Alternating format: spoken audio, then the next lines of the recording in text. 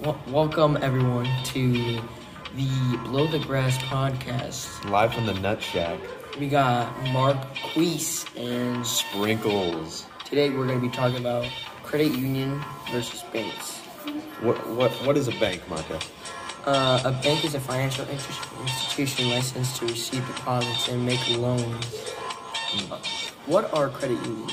Credit unions are similar to banks, but they're more focused on the well-being of the customers instead of making a profit. And it's not one company; it's more of like a group of people running the union. So how would that work? Do you think it would be a company in general? It isn't, like I said, it isn't a company, but more of a collection of members that make up the credit union, and it's managed by a volunteer board instead of like a CEO in a company. Crazy. What about it for a bank? How do banks work? There's different types of banks. There's like rental, commercial, and investment banks. In most countries, banks are regulated by the national government or central government. For example, if you want to make a loan, you can go to the bank, they will give you a loan, but then at that time, you would have to give the money back. Mm-hmm. So can anyone join a bank at any time? Yes, you just have to have a bank account, and you could deposit or withdraw money through that account. It's a little different for a credit union. You kind of have to be related to the credit union in some way via your employer. You have to have an account with them. Have someone you know have an account with them, or have a family member already be in the credit union with them. You can't just join it just because it's more higher maintenance. You have to put a lot more into it as opposed to a bank. Crazy.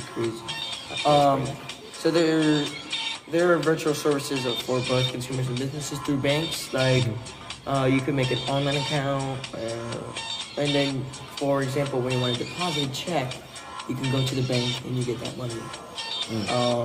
So there are a variety of account types such as checking, savings account, certificates of deposits, also called CDs. You can conduct routine banking transaction like deposit withdrawals, check writing, and the bill payments. And that's how they make a profit. The banks make a profit. Yes. In terms of how that's very similar to how credit unions make a profit, but all the money goes back into the credit union, having lower fees and higher savings rates and lower loan rates for the people that are in the credit union. I learned so much today. Sprinkles. I did a lot. I learned a lot today too. Any closing remarks, Marquis? No, but we got most gist of it.